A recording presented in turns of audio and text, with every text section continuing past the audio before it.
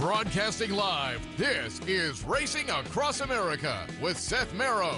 Racing Across America is brought to you by CapitalOTBBet.com, the premier online wagering site in New York State. CapitalOTBBet.com. Sign up today. Woodbine Racetrack. Pick, bet, and cheer on world-class horse racing north of the border. And the new Capital OTB mobile app.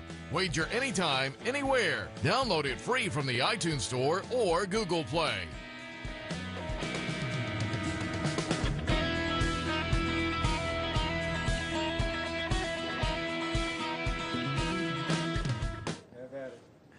Good morning and welcome to Racing Across North America here as we're live from Woodbine. Just wrapped up the Handicappers Report, taking a look at all the races on a really nice Woodbine mile card. Obviously happy to be here at Woodbine. Again, nice weekend. They always treat us well here, and we always like to tout, if you've never been, stop on up. Nice shot up the Turnpike, up the thruway to Buffalo, and you take a right turn. It's about a 6-hour drive from the Capital District, but you're on the highway. It's an easy drive, and they just treat you well up here. Nice, clean facility, great racing, and looking out here, a beautiful morning off to my left. Lots of horses working out. It's always fun to watch the races here with this outer turf course and the big, long stretch, and you'll be able to enjoy it all this afternoon here on the network with Woodbine Mile Day. Lots of great stakes action. Don't forget Super High Five carryover in race 12, $630,000. Get in at a 20-cent increment. You can put together an interesting little ticket. That pool will balloon up. There's the cross-country pick 4 that starts with the Woodbine Mile, race 8 here, then race 8 at Belmont, race 9 here, the Canadian, and race 9 at Belmont, the Sands Point. That's available today, but also starting here at Woodbine in race 8, the Woodbine Mile, and all stakes pick 4 here at Woodbine as well. So just a lot of great betting opportunities, great racing, lots of good stakes action, so stay tuned to the network all afternoon long. We'll hit on some of that stakes action over the next hour. Going to have some taped interviews, Neil Drysdale, Mark Cassidy's assistant, David Adams, Catherine Day Phillips, Riley Mott, son and assistant to Bill Mott. And we're going to kick things off here with Michael Doyle. I mentioned on the Handicappers Report earlier, when the Jimmy Jerkin Stronach horses come up here to Canada, like Holy Helena last year for the Queen's Plate and Delta Prince earlier this year, they go into the Michael Doyle barn, and he kind of takes care of them up here at Woodbine. So we stopped by and talked to Michael Doyle yesterday about Delta Prince in the Woodbine Mile, and Michael Doyle himself has a horse in the Bold Venture, Loose on the Town, so we hit on that as well. Up next, Michael Doyle. Okay, when the Jimmy Jerkin Stronach horses come up here, they're in your barn, and that means back in June, Delta Prince was in the barn for the King Edward. You guys had to be thrilled with the result. Yeah, he ran great. You know, Jimmy did a fantastic job with him, having not run for 10 months. And he really put on a show. He ran a really good race and came out of the race good and went straight back to New York where he'd come from. And again, it was a great performance over this track at the trip, so I'm assuming the game plan coming out of the King Edward was to come back for this race on Saturday. Yeah, it was. Actually, we talked about it at the races that day. He acted like I think he liked the long stretch, you know. And he just seemed to handle it really well. Javier said he felt fantastic on it. So Frank and I were just talking about it at the races. I said it would seem like a fix for him to come for the win in your in race if at least you'd have the option if he could win it. Almost a length and a half. Here comes Delta Prince coming home fairly strongly, and Delta Prince shoots for the lead on the outside. Behind them, Conquest Panthera starting to explode, but ran about as Delta Prince hit the front. Delta Prince the leader, Shakamat in second, then Caribou Club and Conquest Panthera, and it is Delta Prince in the King Eddie, and Delta Prince and Javier Castellano by over a length. Shakamat again second. And the idea originally was just to send him back to Jimmy and then just come back for this race. And Jimmy wanted to run him in the race in New York, which was a good idea. He just missed, you know, in the 4-star Dave. Against Voodoo Song, who was at the top of his game then. So yeah. it was a very, very good second place finish. It was, and it was on a track I'd say he wouldn't have really liked. Jimmy didn't think it was quite as soft as it was, you know, but it was a little softer than it looked, and he kind of struggled on it the whole way, but he still showed up, which is kind of nice. Yeah, we had the weather that whole season at Saratoga, which was kind of putting a crimp in things. But now he's been here for how long, and how's he looked now that he's come up back to Woodbine? He's only been here since yesterday, and he trained a bit this morning, and he shipped in great. And our own van went and got him and brought him up. And if everything stays the same, he's going back on Sunday evening with a couple of Chads and one of Brian Lynch's horses. They're going back to Belmont. So. Last at the top of the stretch, Voodoo Song turning for home in front, trying to fend off the competition. Made You Look is coming with Delta Prince. Divisi Darrow on the outside. Voodoo Song is still there. Here comes Delta Prince. Delta Prince on the outside of Voodoo Song. Divisi Darrow finishing down the center of the course. Voodoo Song digs in. Delta Prince can't get by. Is he going to do it? He is! Voodoo Song won the 4-star Dave. He's a Grade 1 winner. Delta Prince was second in Divisi. All right, and just want to hit on one of yours also on Saturday in the Bold Venture, Loose on the Town. Only a couple starts this year, only one start up here at Woodbine. You got to face off with Pink Lloyd. What do you think of Loose on the Town? Yeah, I was telling Tiller yesterday we got something for him. Anyway, he's won sort of enough. I think it's time for something to happen.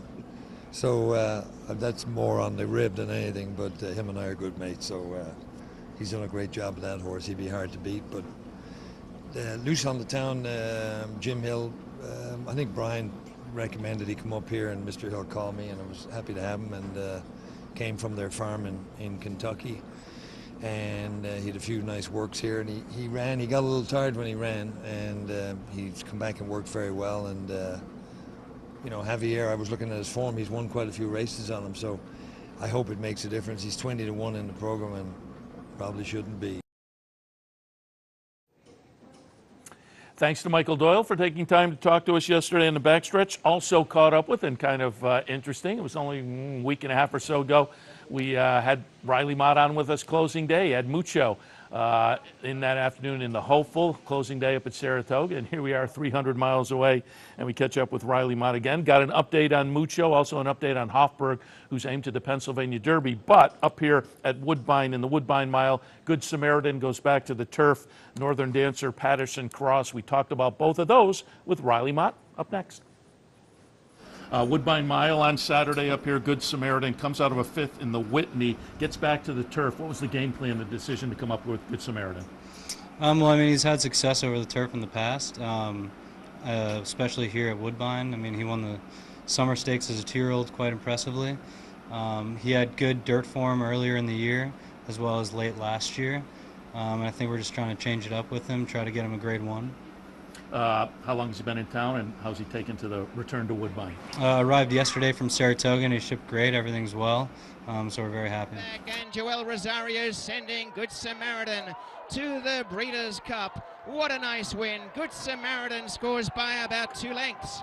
Let's go to the Northern Dancer, Patterson Cross in there. This horse kind of interesting. 4th in the John's Call last time, but if I'm to believe the PPs, shipped down to Churchill Downs for the last workout from Saratoga. Was the game plan maybe to go to Kentucky Downs? Did you have something in mind there in Kentucky? So was this a little change up for Patterson Cross? Well, he wound up on the also eligible at Kentucky Downs. They get a lot of entries with those big purses over there. So this was our next plan after that. So he came from Churchill yesterday as well, and he shipped great, and we're very happy with him. Let's get a couple of updates. We talked to you just a couple of weeks ago up at Saratoga. That was on the morning of the Hopeful. Mucho came out of that with a 2nd place finish behind Mind Control. Mind Control ran great. You had to be happy with the 2nd place finish in a brief career so far for Mucho. How did he come out of it? What's next for Mucho? All is good. We have to talk with the ownership group about what the next step is, but we're really thrilled with his effort. 2nd in a Grade 1 at Saratoga. Hard to complain about that. And the winner, ran his race, and he was the best that day. They're coming to the top of the stretch. Mind Control, Nitrous, and Mucho turn for home across the track in the Hopeful. It is Mind Control, Mucho on the far outside, Nitrous in between those two. Sambaye is 4th. 3 of them still going at it. Mind Control, Nitrous, and Mucho. They continue to race across the track, and Mind Control is clinging to the lead. Mucho on the outside is second best to Mind Control in the Hopeful. Give us a little update also on Hofburg. Game plan still, I saw a workout the other day, so I'm guessing the game plan still the Pennsylvania Derby? Yes, it is. That's the game plan from when he got sick the other day before the Travers, and he's doing quite well, and we're excited to run him. All right, we'll wish you a lot of good luck on the weekend. Thank you. They're into the stretch, and it's Hofburg in front. Hofberg and Arad Ortiz come down to the 8th pole, pulling away from Nicodemus and Zing Zang, and it is Hofberg in complete control here. Nicodemus is 5 lengths behind as Hofberg cruises in the Curlin, and it's on to the Travers. Hofberg wins it by 4.5 lengths over Nicodemus. All right, we'll head to our first break. When we come back, Klaus Ebner live here with me from Woodbine. We'll get a little update on the big day here at Woodbine, the big carryover in the Super High Five, and much, much more. All of that right after this. Stay tuned. The backstretch workers are the heart and soul of what we do. They're the backbone of the industry. People on the racetrack are very giving people. It's a very impressive community of people helping one another. We see it all the time.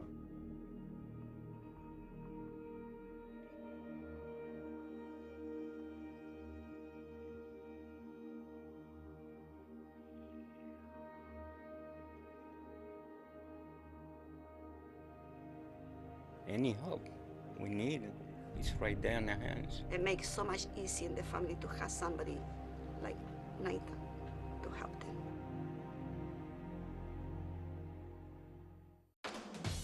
Visit Rivers Casino and Resort, the Capital Region's only destination for live table game action and the hottest new slots paying out millions.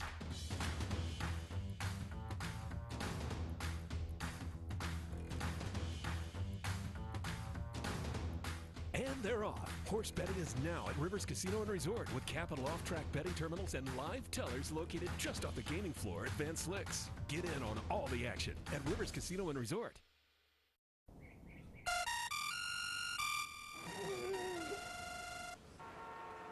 Come on. I want sales reports on my desk by Monday. Whoops. My bad. Love racing? RTN brings you every live simulcast on your home television, plus live video streaming and race replays on your PC and mobile devices. To order, visit rtn.tv. RTN, a breed apart. If you like to play the Late Pick 5, here's some great news. Capital OTB is now accepting internet wagering on NYRA's Late Pick 5 at Saratoga on all platforms and all digital devices. Simply log on to capitalotb.com, look for the icon, and there you go. If you're playing on one of your digital devices, just open your Capital OTB Bet icon, click on the menu button, and scroll down to find the Late Pick 5. Late Pick 5 wagering, now at Capital OTB. Welcome back to Racing Across America. Again, Racing Across North America as we are live at Woodbine, joined now by the Senior Manager of Simulcasting, Klaus Ebner, here at Woodbine. Good morning. Good morning, Seth. Thanks for having us, as always. It's always a pleasure to have you guys up here. And we love coming up because you guys treat us well. I said at the top of the show, I highly recommend for folks who haven't come up here, stop up, an easy drive. I know you've made the drive in the other direction down to Saratoga, and it's, as I say, you come up the thruway, take a right turn, and bingo bango. Yeah, you're right here, and on top of it now, I think the biggest thing is the fact that we actually have a full-blown casino now here, so, you know, hey, if some of your players also like to do a little bit of the little cards or slots, then here we, one-stop shop. The facility has changed really just since we were here for Queen's Plate in July. You guys kind of walked us through what was the bare bones of the second floor of the casino over there, and now it's up and running. And as we walked through yesterday, they were doing a little maintenance on the virtual horse racing machine where an actual horse race goes on under glass, and we said, oh, we got it, but it's up and running, I'm told today. It's so working now. We're heading over for a little bit. We called the guys afterwards and said, let's go, get those wrenches going. We got to get the Capital guys on the machine here. So. We all were kind of standing around saying, oh, we need that at the Clubhouse Race Book. That would be a hit. So we're going over, we're going to give it a try. It is pretty fun. So. Plenty of live racing out here, though, that we're going to take advantage of as well. Before we talk over here, I want to talk about tonight at Woodbine. Before we do that, tonight at Mohawk is a big day of harness racing today as well. But I want you to update us on your horse. We talked about that one before, and you were talking about it yesterday. You have down at Yonkers coming up this week, Sire Stakes entrant. Yeah, so next Saturday, Cruising the Style. I gotta say, he's in tough. Like there's some beasts he's up against, but you know what? You never know. He's had a bit of a not gonna say bad drives, but questionable drives. Let's just call them that. So, hopefully this time he just sends them to the front or sends them, up near the lead, and we'll see what happens. What's the name again? Cruising in Style. Cruising in Style. So we'll look for that one down at Yonkers on the weekend, and wish you a lot of good luck there as well. And now, again, since we're talking a little harness, just update people. We'll talk a big day at Woodbine, obviously, but for folks who want to hang around during the evening too, you make a little money on the Woodbine card. Big night at Mohawk today. Yeah, very big night. So we got about $2 million in purses being handed out at Mohawk tonight. A lot of good races, a lot of good horses. So Lazarus is making an appearance again. He was sick after that race that's in the Canadian Pacing Derby last week, but he actually has returned now, so he's going to race tonight in sort of like an allowance. It's called a preferred race. But the biggest kind of thing that everyone's looking forward to now is the second showdown of the two, I guess, best 3-year-old trotting fillies in North America, that being Atlanta and Manchego. So for those who don't know, Atlanta won the Hambletonian, and then Manchego is kind of like the other top 3-year-old fillies. So you have those two. You also have some stellar 2-year-olds that are racing tonight. So again, it's a really good card. I think we have 14 races tonight, I believe. But anyways, yeah, if you love the harness game, tonight's a great night of harness at Mohawk. So yeah, I was, as we were bouncing around the backstretch yesterday, I told you it was like a week and a half ago. Monday, I'm watching the Grade 1 Hopeful at Saratoga, and last Sunday, $32,000 claimers at Scarborough Downs in Maine on the sulky side. I like the sulky side. And then 1 week later, I'm back watching the Grade 1s here. So you gotta be flexible in this game. And they pay either, no matter what's on the track, they still pay when you walk up with a winning ticket. You got to pick a number. That's all you got to do. Winning number, hopefully. And we'll try to get some winning numbers in a little bit. But before we do that, again, let's set the stage for here at Woodbine today, because we talked about on the handicappers report. Cross country pick 4, I laid that out, bouncing back and forth to Belmont. All stakes pick 4, kicking off at the Woodbine Mile here. But what I think is really going to be attractive to people is that Super High 5 carryover. Yeah, anyway, again, that's kind of like the ending feature. But again, there's, like you said, there's lots of options, lots of things for everyone to play in terms of wagers, whether you like to pick 4 or whether you want to do, obviously, try your hand or luck at the mandatory. And again, last time, as you remember, when you guys were here last time, last year, we had to pull over $3 million. So, crossing fingers, we get to that kind of level for the pool itself, and have some big payouts. 600,000, over 630,000 in the pool, so it's going to balloon up today. And again, I said it before, I like your 20-cent increments in your wagers. The pick 4s have it as well, but the Super High 5, you can put together a nice ticket for a budget price. Yep, and then again, that's the main point we've always done with a lot of our wagers, kind of having that 20-cent increment. So whether it be your tries, your supers, your pick pools as well, just again allows the smaller players to have their chance of making, I'm not saying it's sometimes a huge score, but hey, you know what? Yeah. A score they can kind of say, hey, you know what? That paid for my weekend. I had a good weekend. Yeah. So keep that in mind. Take your shot on that as well. One other thing I want to touch on. We talked about the renovations in the building, but update is, of course, when we were here at Queen's Plate weekend, we were talking about the renovation here with this sulky racing now moving more permanently to Mohawk. The sulky track gone from Woodbine, but you now have an inner turf course, and it it was underway when we were here for Queen's Plate, but it looks great now. Yeah, I said it's come along very well. Looks almost like it's ready to go right now, almost. But yeah, we're going to wait a while, see how it settles in over the winter. Let the grass kind of take root to the base, and then hopefully have everything up and running by about we hope June, July of next year. People love turf racing, and that's going to give you guys a lot of options up here. So that's going to be something really fun to look forward to.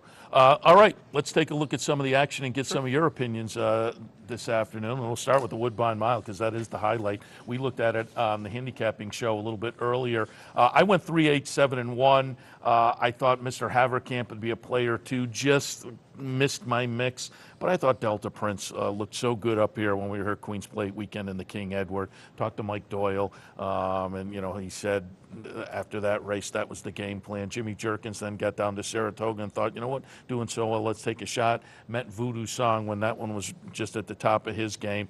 But if you look buyer-wise, the last two numbers are very good. So I just couldn't get past Delta Prince. So for me, it was 3-8-7-1. But what did you think of the mile? Yeah, I actually agree with you on Delta Prince. I was on him as well. I do like a little bit of Oscar performance as well. Just think that the last race in the Arlington Million just wasn't him. Not sure what happened again. Ortiz pulled him up. So I think those two are standouts here. I got to be honest with you. And again, I think the biggest thing to note for those of you that are kind of looking at the race and don't have some of the comments that we have from some of our handicappers here, is that the 2 European shippers shipped in very late. Okay. Their plane broke down in Amsterdam. Oh. So they shipped in very late. So again, not saying they can't win the race, but I'm pretty sure that their connections wanted them here sooner than they actually arrived. So they arrived late Thursday. Again, not saying there's going to be any problems or cause any issues, but it's maybe something to take a mental note of. Sure. Because, you know, I love playing the Europeans usually in turf races here for us, but, you know, just kind of a little air of caution for that one. Yeah. And then I guess the second thing, like you said about Mr. Haverkamp, is usually in a lot of our big races, you know, Tune, you've been up here enough set to know, is that there's always the local horse that kind of sneaks into the usually exactors or sometimes even the win, like Johnny Bear did last year with the beating Hawks, you know, Hawksbill last year.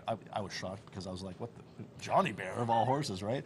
But hey, you never know. It's horse racing, right? But yeah, the locals. Again, it's their course. They know what's going on. They're used to it. They train over a lot, and you know, the Silva on board. It can't hurt. Yeah. So definitely, I'm definitely playing the Lost Performance, Delta Prince, but I'll also it's definitely rooting for Mr. Haverkamp, and I'll have some money behind him as well. Yeah, it comes out a nice win in the Play the King last time also, so that is certainly a bonus. The Canadian comes up right after the Woodbine Mile. The Canadian at about a mile and an eighth on the turf. It's a grade 2 event. I went with the 2 Chads. I put in Flexibility over New Money Honey in the 3rd spot. I went out to Bletchley. That may be the one to play around with a little bit because I thought the race 3 back was pretty good. Paired up a couple of 92 buyers in the last 2 Woodbine starts. I think you can maybe give a pass to the Saratoga start because, again, with the rain, the course just didn't appeal to a lot of horses. So Bletchley, to me, was maybe a little bit interesting underneath, but I put in Flexibility over New Money Honey. 3, 5, 7, and 6 for me. What did you think? I'm with you on Inflexibility. She's a pretty versatile filly. Chad knows what to do with her. And also the fact that, you know, she's run over this course numerous times. She's pretty tactable in terms of speed and what she can do in the race. But, you know, actually, I'm with you on the 2 outside horses. So I really like Halle Bell. Okay. Because for me, those 2 races, if you watch them back on the replays, were kind of deceptively good. Speed figure wise, so, you know, just needs a little bit more of a jump in terms of the buyer speed figure for Halle Bell. You get to Silva. And usually Mike Stidham, in terms of shipping horses up to Woodbine, he knows and he usually targets races here at Woodbine on purpose. So, you know, being by Godolphin, of course, they want to win, first off the shelf, so definitely like her. And you know, I heard your pregame show, we talked about Bletchley, and I agree with you 100%. Throughout that last race on the soft. And, you know, if she runs her race that she did in Nassau, she's right there, I believe. So, you know, like I said, I'm looking for a little bit of a price underneath and Flexibility here. Yeah, Halle Bell I didn't use, but I kind of like the confident move out to Del Mar last time. That it ran 4th, but you have the feeling they have some confidence in this horse. Yeah. Still lightly races a 4-year-old. So again, that's another one that maybe if that floats away at a little bit of a price. But again, it's a really great card today. We applaud you guys for putting on another great Woodbine Mile card. We wish you a lot of luck. Yeah, thanks, Seth. And again, I can only say thanks to everyone in terms of your team and everyone here coming out all the time here. And good luck to all the players up there. All right, we're going to head into our next tape segment. It's going to be Catherine Day Phillips. She has the aforementioned Mr. Haverkamp. She's going to talk a little bit about that one. Up next, Catherine Day Phillips. Mr. Haverkamp in the Woodbine Mile, 6 wins, 9 starts. Last time in the Play the King here on 8/25, August 25th. 7 furlongs on the grass, nice win, had some traffic. Talk a little bit about the Play the King and how he came out of that race. Well, Play the King was quite soft going, and that was a challenge as he had never been on soft going before, but he handled it well. He ran a great race. He was cutting back to 7 furlongs, and he seemed to handle that well, and had his explosive kick in the stretch, which made him victorious in the end. So that was good. And clearly likes this track. 4 for 4 at Woodbine. Was the decision to come to this race made after the Play the King?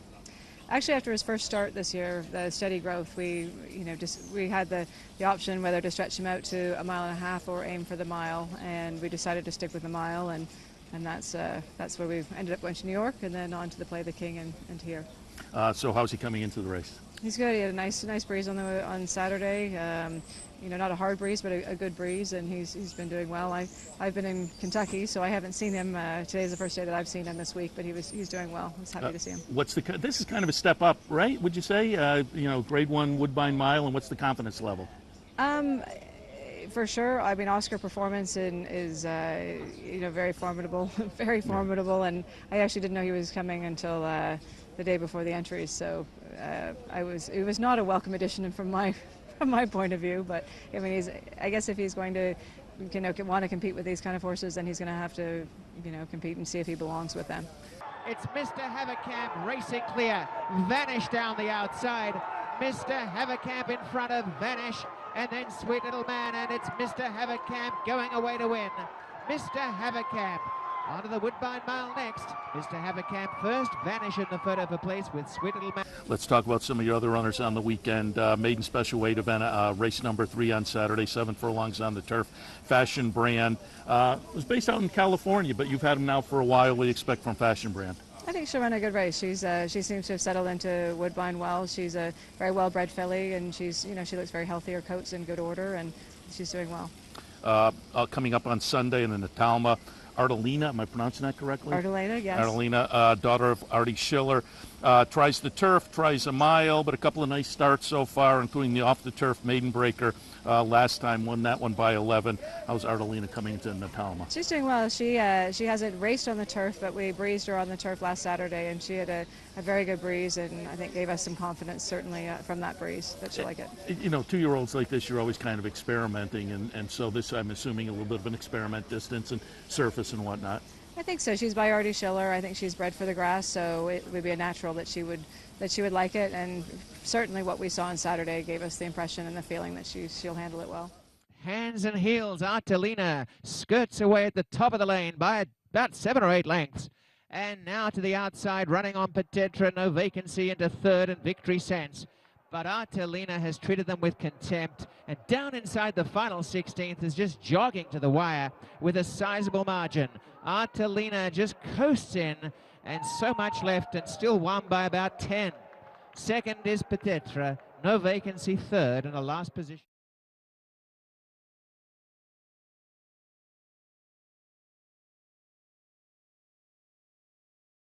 Catherine Day Phillips with Mr. Haverkamp this afternoon. She's got a couple in tomorrow as well, so we'll have a little more of that taped interview on tomorrow's Racing Across America. Right now, we'll head to a break. When we come back, joined by Peter Thomas Fornatale, who covers contests for the Daily Racing Forum. He's in town because there was the big contest here at Woodbine today. I thought it'd be fun to talk to Pete a little bit because local interest for us as a local performer from our capital region won this contest 2 years ago and is back to try it again this year. We'll talk that and much more right after this. Stay tuned. Pick, bet, and cheer on live racing from Woodbine and Mohawk Park.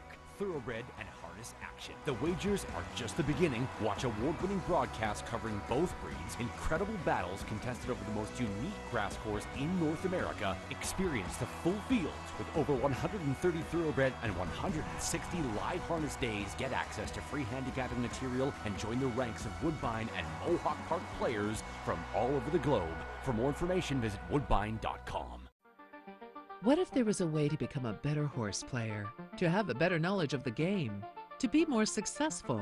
What if there were a way to take what you've learned, what you know, and make better decisions, better choices, to know how to connect the dots? In horse racing, knowledge is a powerful tool, but not the only tool. Race results and replays, past performances and live streaming, wagering from all your digital devices. These too are important tools, and you'll find them all right here at Capital OTB. Capital OTB. Become a better horse player. Looking for a fantastic meal? Stop by Malcolm's, a unique farm-to-table restaurant experience. Located at 617 Union Street in Schenectady, Malcolm's offers locally grown fresh foods, mouth-watering flavors, an enhanced drink menu, and terrific service. Malcolm's is a sure bet during Saratoga season. Make your reservation today.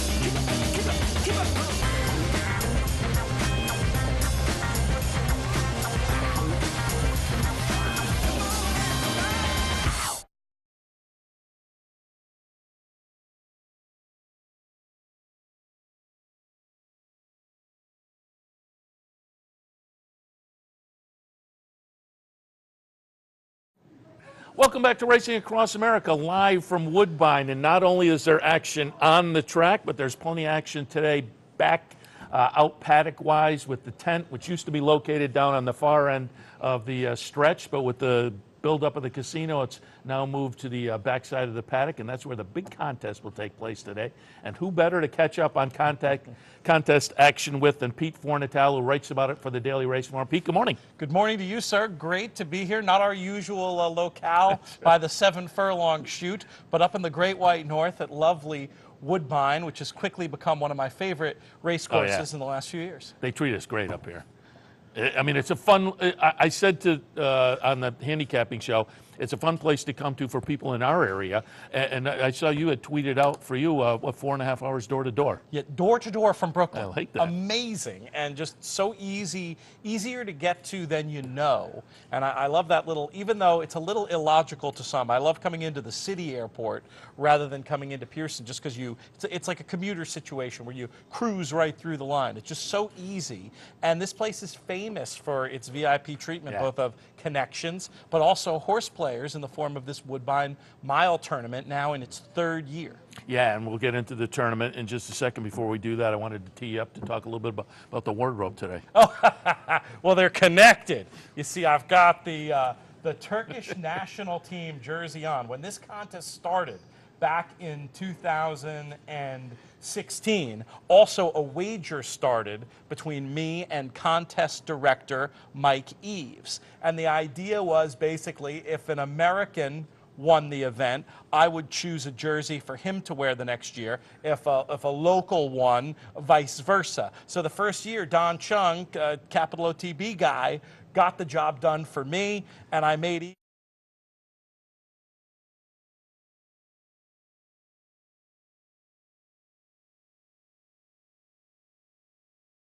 year. Now last year, Ali Aksoy, who lives in Canada but also in Turkey and is a Turkish national, won. So he chose this one for me. I think it's pretty cool. I think it kind of works with the code. I'm feeling very fashionable here today. But we want an American jersey this year, and we're going to be rooting for our guy. You mentioned him already, Don Chung, who the inaugural contest a couple of years ago up here, he won.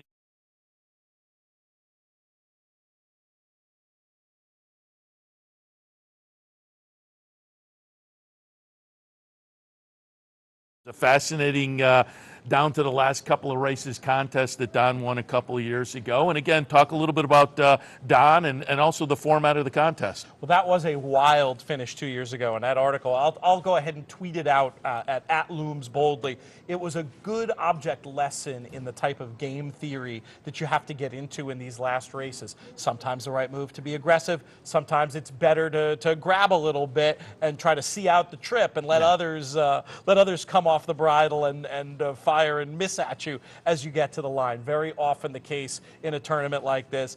Don, he'll be running for me today. I saw a bunch of other players, Nick Tamaro, Tony Joe, a couple of guys who I had the pleasure of working with on the World Horse Players Tour pilot episode. They'll be up here playing for me, and I'll implore the listeners, the viewers, I should say, to put this event on your calendar for next year. I need all the help I can get. It seems like Canadians win all the major contests these days. We're trying to win a tough road game here, and it's my Canadians are off. And I'm hoping that I have an opportunity to. I might get cheeky, and rather than stick Eves in another USA hockey jersey if an American wins this year, I may put him in an Ottawa Senators jersey and see what happens when he runs through the grandstand. So help me in my mission, folks. There you go. Yeah, so it's kind of a double twist there. I like that.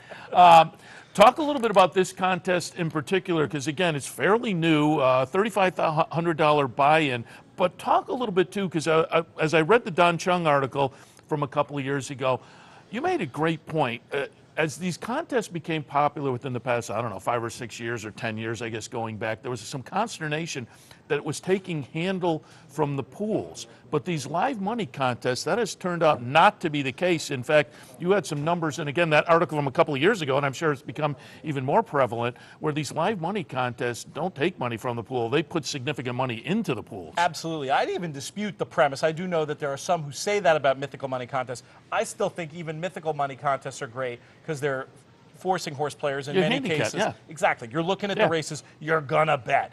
But it's difficult to track. Now, with this contest here, all the players, it's one of the few live bank contests where all the players are in the same room, thus making tracking very easy. And I don't, off the top of my head, recall the exact numbers, but we're talking about a significant number of the on-track handle, 15, 20% more in some instances, coming from the limited amount of players in the contest. And it should just show racetrack executives everywhere what the power of these events is. I do have one stat I can cite by rote, and that's from the recent World Horse Players Tour event, where we had 85 players at Santa Anita for a 3-day weekend. We tracked their wagering on a card, so this probably doesn't even include all of it, but just the tracked wagers, $1 million in handle over 3 days from 85 people. I mean, this is why contests are not only such a cornerstone of racing now, but why they should continue to be so and increase in their visibility and the support the tracks put behind them, because these are players who really bet money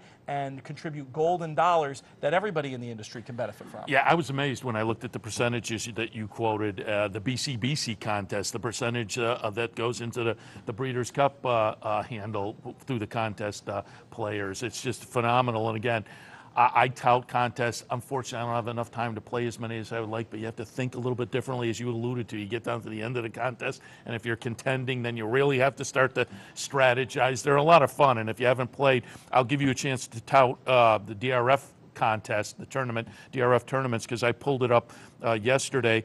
And if you want to maybe play along with the Woodbine people, there is a free Woodbine contest today, which is, I think, going to be attractive to people. Absolutely. DRF tournaments have been great about giving free opportunities for players to get involved, typically starting them off on a path to win into a major event. In other instances, awarding site credit, which I believe is the deal with the Woodbine one today. $300 of credit today. And so it's a great chance to fund your upcoming contest play. Events this weekend to win into the big Keeneland Fall Challenge coming up in October. Also, for those for whom mythical contests and or a Las Vegas trip are more appealing, chance on DRFT to win into the Fall Classic at the Orleans. Lots of good opportunities on DRF tournaments. Also, smaller games where you have an opportunity in these matchup contests to play against just one other player. I think that's a great way to get started.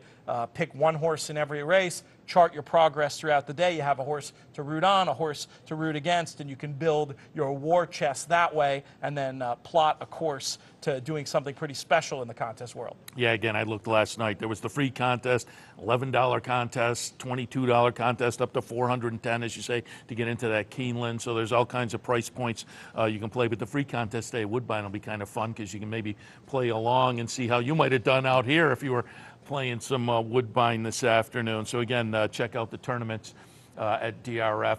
Also, you've alluded to it already. We had you on a couple of weeks ago up at Saratoga, and you talked about your World Horse Players Tour pilot program, which folks can find over on YouTube. Again, tout that a little bit. If folks didn't see the pilot episode, that's highly recommended as well. Thanks for the opportunity to plug it. We had so much fun, not only shooting and hosting this tournament out at Santa Anita, but also putting together this episode. We have a full pilot available on YouTube. That's another one you can find pinned to my Twitter feed, @LoomsBoldly. You can also find it at drf.com/YouTube. Think of a poker show, but with horse racing. We have a live bankroll final table. Our top 8 players from day 1, which was a fairly traditional live bankroll event, advanced to day 2. That money converted to mythical money, just like in a poker tournament, to promote betting and action, and leaderboard changes and characters, just like in a poker tournament. We've gotten great feedback both from TV networks in a preliminary format and also from racetracks, and we're looking to put together a slate of these tourneys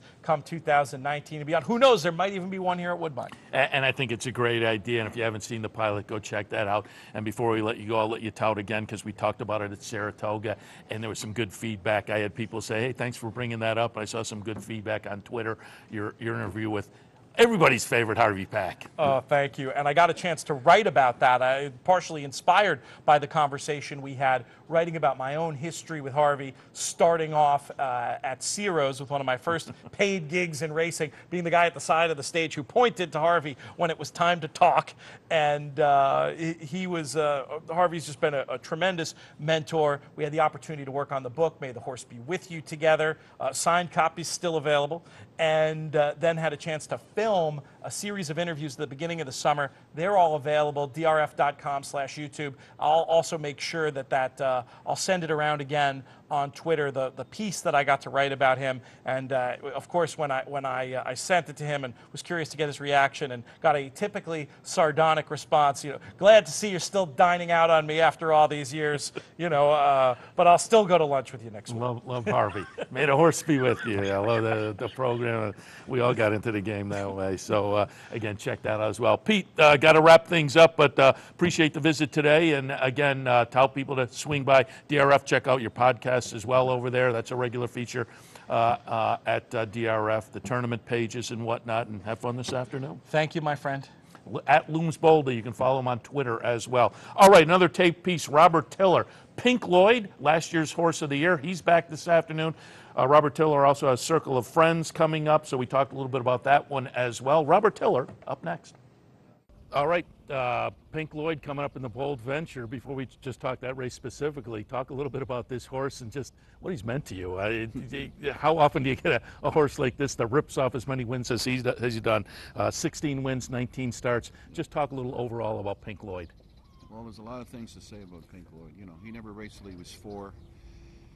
And just like 2 years ago in August was his first start. So he had a lot of issues as a young horse, and he was able to overcome them, and we always knew he could run, and he showed a lot of talent right from day one.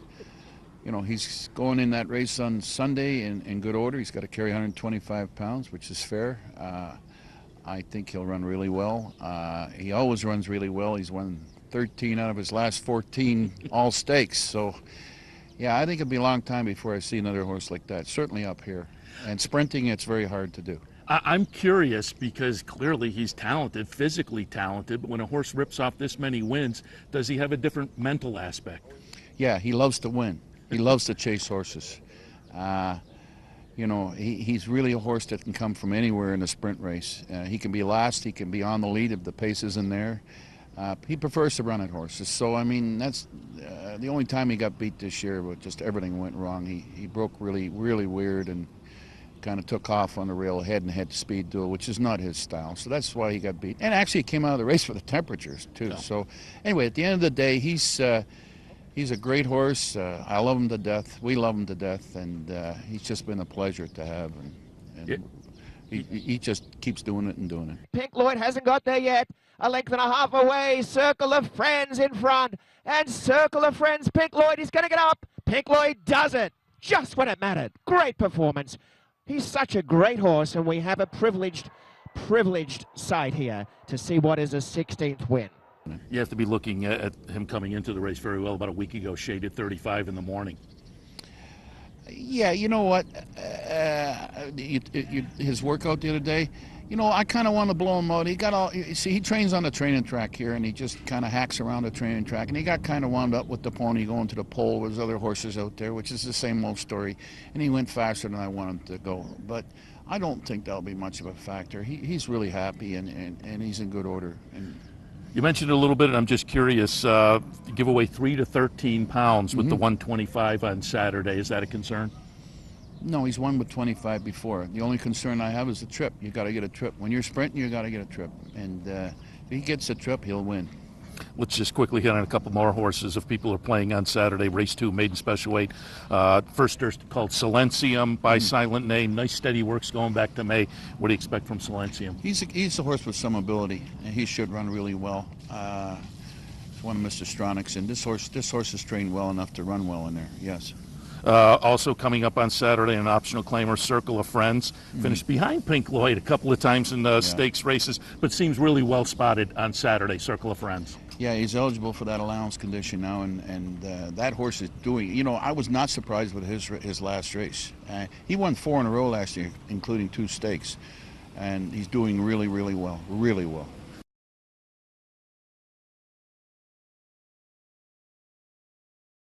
All right, again, Robert Tiller with last year's Horse of the Year, Pink Lloyd, this afternoon, adding some excitement to the card. Coming up next, David Adams. He's the Mark Casse assistant trainer. Cassie Barn has some horses today, Bletchley in the Canadian, a couple of maidens in race 3. We hit on those with David Adams up next.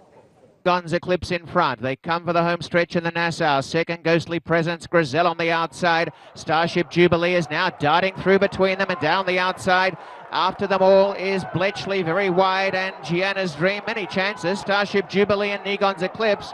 And it is Negon's Eclipse still in front. Starship Jubilee in second, and now Patrick Husbands and Bletchley putting in a great stretch run down the outside. It's Negon's Eclipse in front. Bletchley flying home on the outside. Negon's Eclipse has held on to win a half a length. Bletchley second, third on the outside, Gianna's Dream from Starship Jubilee. All right, let's hit on some of the Casse horses running over the weekend. Let's go first in the Canadian, race 9 on Saturday. Bletchley came down to Saratoga last time, ran 6, but it was on a soft turf course. Has a couple of tries here at Woodbine. They're both lifetime best buyer 92, so seems to appreciate the track here. What do you expect from Bletchley on Saturday? I expect she's around a better race than what she ran down in Saratoga, because she come back here and she's doing really well. You know, as I say, it was a soft turf course last time. Did that affect things a little bit? I'm not sure. I mean, I think she probably liked here a lot better. A little bit earlier on the card, Maiden Special. You have a couple in the third race. Wild and Ready goes out for Bat Masterson, and Dynatown goes out for Live Oak. Wild and Ready has had a few starts so far. A couple of good seconds most recently. What do you think from Wild and Ready? I think she's on her game. She's probably going to run another bind-up race again. It still is Lee Inlet. Wild and Ready is within earshot, but is Lee Inlet still in front? Alongside Wild and Ready, neck and neck to the wire. Is Lee Inlet not giving an inch, and is Lee Inlet the winner? Wild and Ready second. Silent Tango. Dynatown, again, a firster by Speightstown. I always like Speightstown as producing precocious runners. Seems to be working well. What do you think for Dynatown? Yeah, we think a lot of her. She's working really well, and we hope that she ran well. Also on Saturday in race 6, it's the Sweetbriar 2. You have Malibu Bonnie. Seems to be improving the buyers, the finishing positions moving in the right direction. Is Malibu Bonnie kind of primed for a good effort on Saturday? Yeah, she is. Mark think that she 6.5, 6 furlongs might be right up her alley, so that way we cut her back to that distance.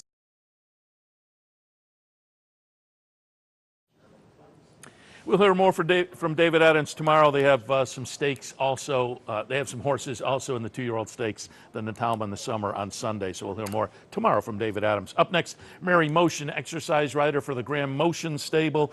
They have Battle in Seattle and the Bold Venture. A couple of horses in the Northern Dancer, Mektal and Utmost. Up next, Mary Motion.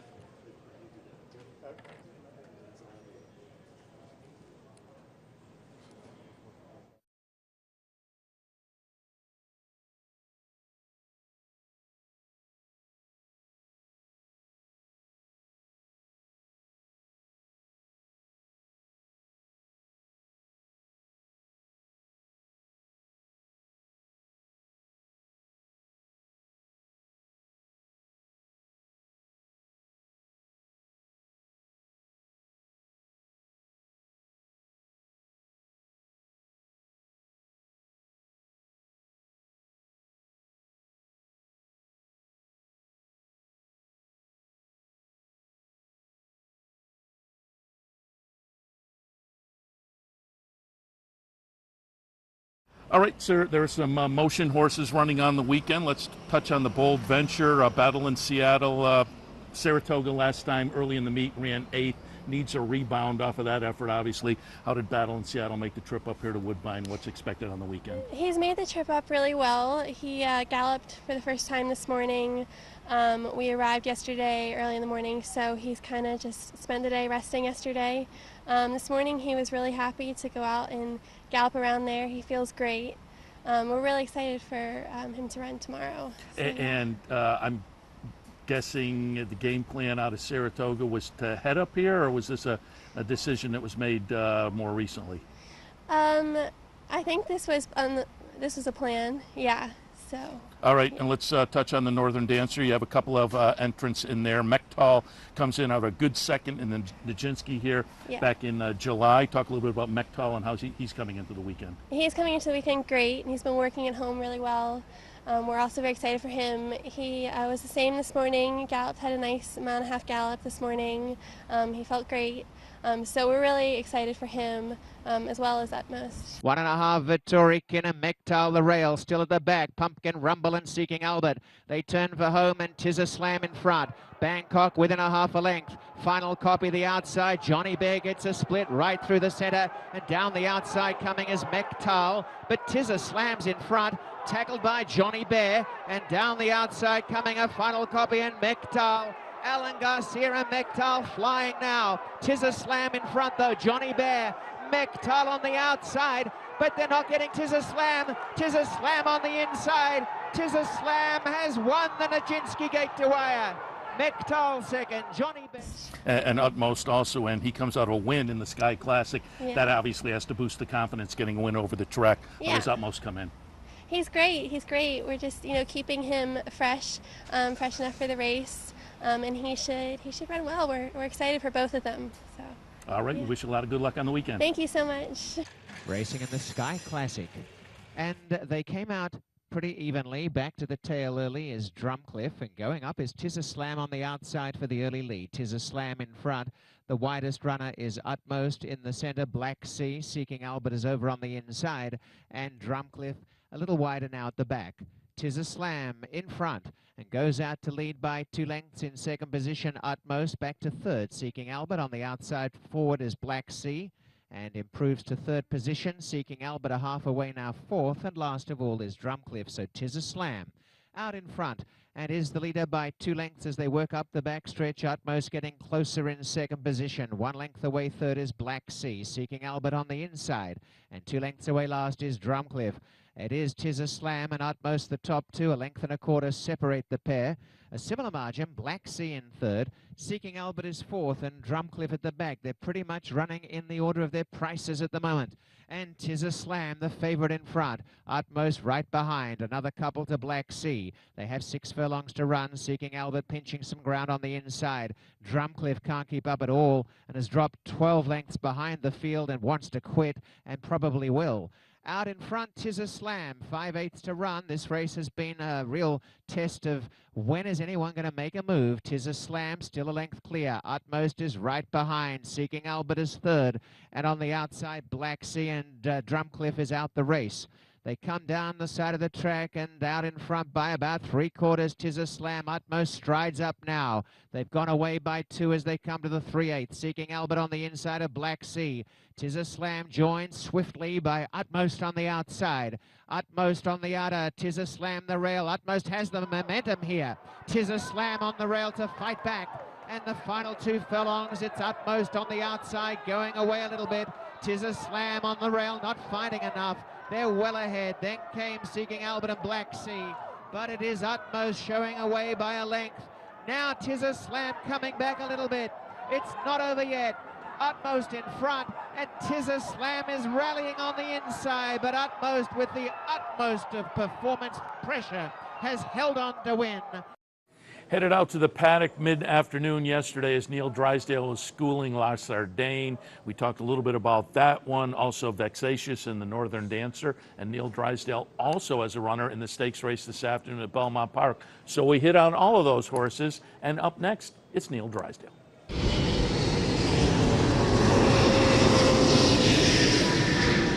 Okay, La Sardane in the Woodbine Mile on Saturday. Been training at Saratoga and really kind of racing mostly on the East Coast, east of the Mississippi, since coming from Europe. You're based in Southern California. Why the game plan to race mostly on the East Coast so far? Frequent fly miles. Yeah, I'm just building them up so I can go to Bali. So that works out well. The races were more suitable. She's a 1-turn mile filly, and we don't have 1-turn miles in that's why she's here. This is a 1-turn mile, and then she won a 1-turn mile in New York. Most recently came up here to Play the King. It was a yielding course, ran 5th. Have you stayed here? It looks like the workout pattern you stayed right after the Play the King. She stayed here. She came across the yielding course, and in her form it said that she could handle yielding, but then when we talked to the trainer, he said she never handled yielding, and none of her family do. And that doesn't surprise me because she's a heavy, strong, she's a strong mare. So what's the... so we got sucked into something that we shouldn't have done. That's what horse racing is all about. Yeah, reading the racing form, mistake.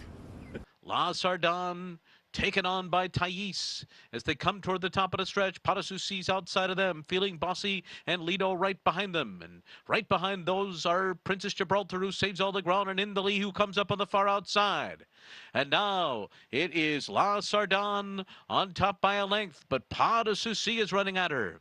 Nothing here from Thais. Indali is closing on the far outside. Still La Sardane holding off Padasusi, and Indali coming down the line. La Sardane wins the perfect sting, on the lead every step of the way. So what's the confidence level on Saturday?